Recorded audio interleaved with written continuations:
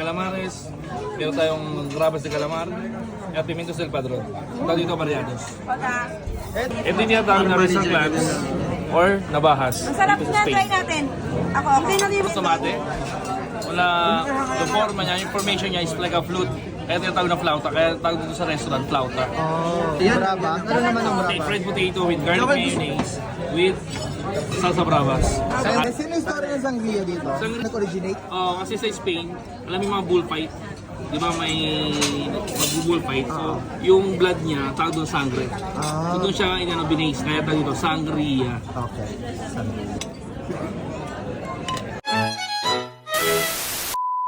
Hola!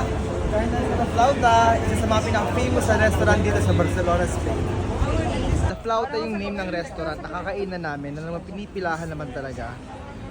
At kailangan mo talaga magkaroon ng reservation dito or else hindi ka nila i-entertainin kapag nag-walk-in ka. Ang pinaka-last choice mo dun mag-wait ka ng sobrang tagal para makakain ka. Ang lunchtime din pala nila dito is nag-i-start siya ng 2 to 5 p.m. Then mag-i-start yun, then dinner nila is 7 to 11 p.m.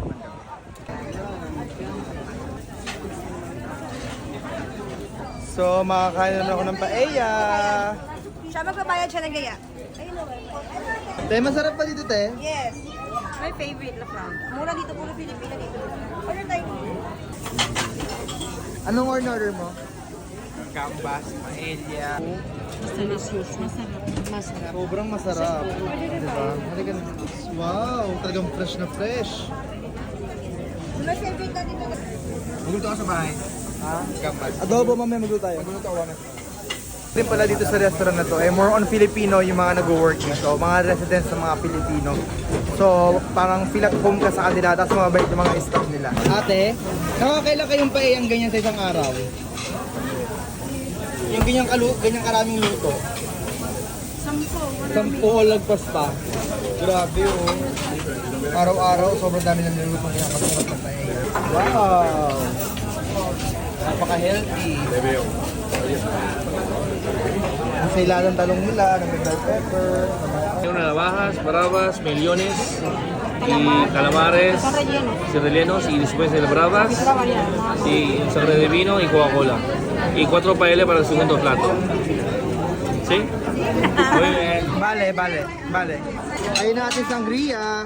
Sino yung story ng sangria dito? Sangria Dito is... siya ginawa? Ha? Dito siya nag-originate? Kasi sa Spain, alam mo yung mga bullfight.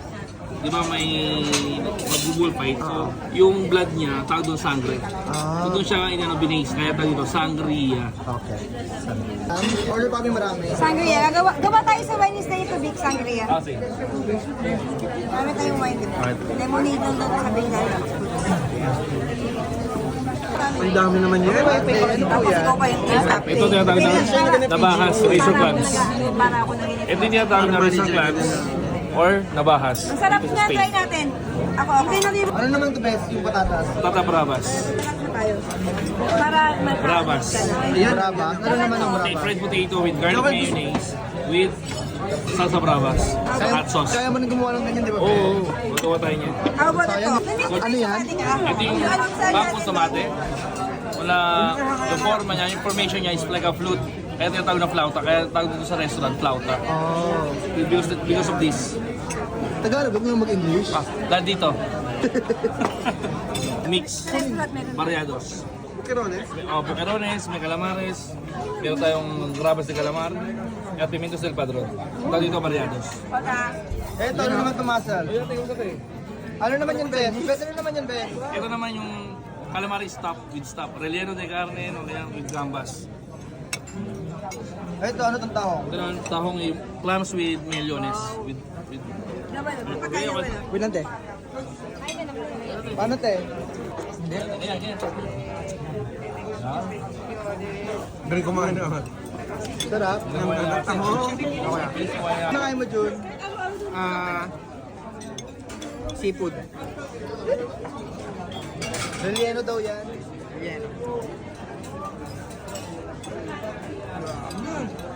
Ano kayo ni Mac? Paella. Yan, oh.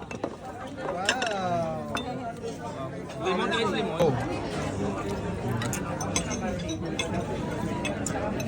Millones Marinara, number 1. Ito na yung bagong favorite ko. Sobrang sarap.